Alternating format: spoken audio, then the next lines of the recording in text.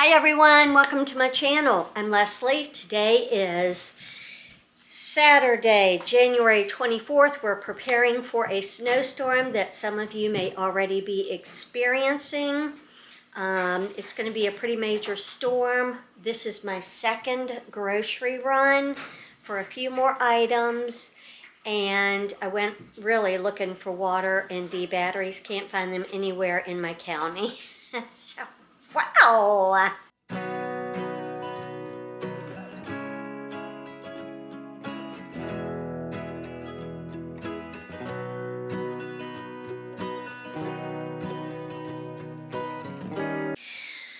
All right, so I have filmed 3 videos of the preparations for this storm. I had one grocery haul. I don't even know. I had an Amazon haul. So we're just gonna, a Walmart haul. We're gonna show you all of that in this one video because we have to retape it. These are my snow nails. They're super fun. They're not as pretty as they were because I've been cleaning and preparing and it's chipping and whatever. It's fun. All right, so that trip was $51.65. Here are some things that I have purchased recently. I got this because my son likes to heat up 2 pierogies.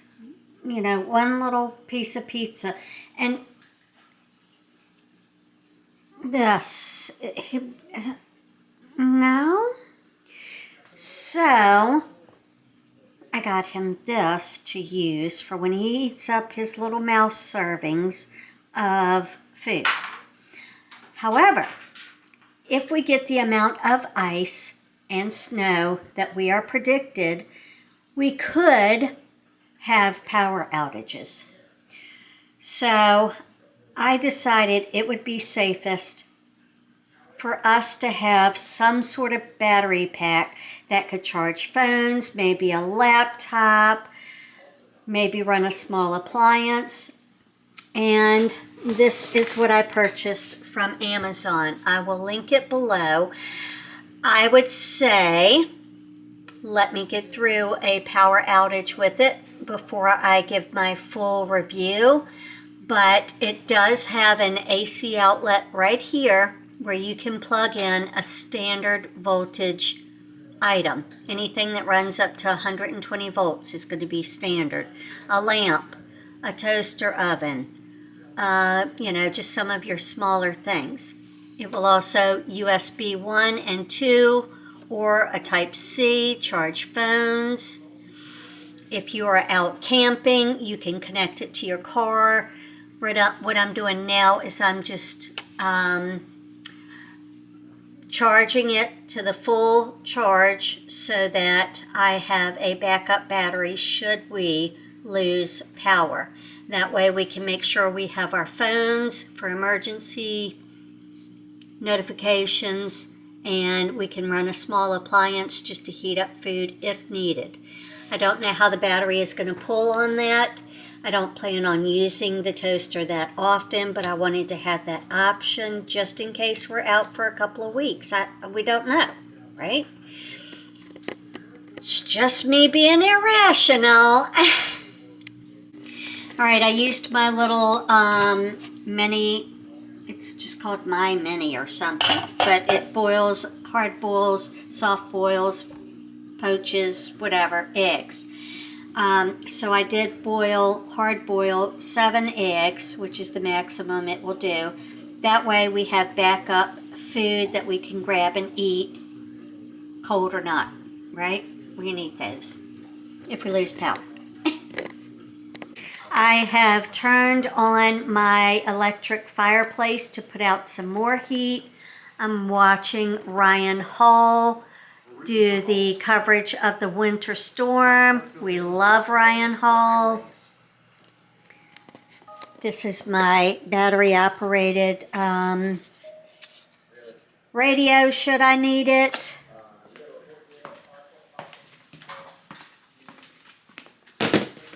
This is my decor that I need to put out. Now, the other thing that I want to do, I do not have outdoor spigot covers. Oh, I moved my Thai constellation up to my room so she would be warmer. I want to DIY an outdoor spigot because I cannot find a spigot cover anywhere, and I really don't want my outdoor pipes to burst. Let me show you where my house is a little bit of a wreck. We're going to be cleaning while we're snowed in. My whole house water system is right here. This is the main shutoff. This is what I use to drain my outdoor spigots and turn those off. But this is my main. Okay? So you want to look for something like that. If you were built after 2000, I would imagine you would have that. I bumped up my thermostat to 72. I usually keep it on like 62 or something, just because heat rises and it gets so hot upstairs and I have a hard time sleeping at night. But I bumped it up just in case we lose power. We've got some heat built in to this house that hopefully will last for a little while. Hey!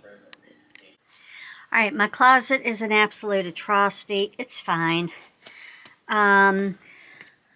It has a heating vent in here. So it's like 1,000 degrees in here. So if we lose power, I'll just move all of this out. I've got a big fluffy bunch of blankets in here. I can just set up a pallet, bring in, a couple of battery operated candles and, sleep in here at night, whatever. It'll be fine. All right, due to the very low temperatures, even negative temperatures that we're going to have next week, I want to protect my outdoor spigots. There are no spigot covers available in my county. So I am going to slip some rags over it and then put these over it and then take a plastic bag, put that over it, and then wrap it with a zip tie, a rubber band, whatever I can find. That's what I'm going to do to protect those because we don't want pipes to burst. And that's why I mentioned be sure to know where your main water valve cutoff is for your whole house. Because if you get a pipe leak, you can at least turn off all of that water and it lessens the amount of water and damage and all of that. All right, so I am going to go wrap my 2 faucets. I will take you to see what they look like afterwards. And then I think I'm just going to wrap it up for this video. Just short and sweet, getting prepared for the storm. Going to hunker down for the night, enjoy TV, enjoy relaxing. They've already called work for me on Monday, so today is Saturday. Is that what we said? Saturday. So today we're supposed to get the snow moving in. All day tomorrow is sleet and freezing rain. Depending on which one is more versus like sleet, more sleet or more ice determines if we have the power outages and how bad. Sleet, not so bad, bounces off, right? Freezing rain clings to trees and power lines, and then when we have our winds come in, yeah, it's people say I'm overreacting. Maybe I am. But I'm also going to be prepared should anything happen, and maybe y'all won't. We don't know. We wish everybody well that's in this is like affecting 40 states. It's ridiculous. Huge winter storm. And right behind it, next weekend on the 31st, we have another one. Ah, yay. All right, I'm going to get you through the storm, though. We're going to go through it together. Hope you're ready.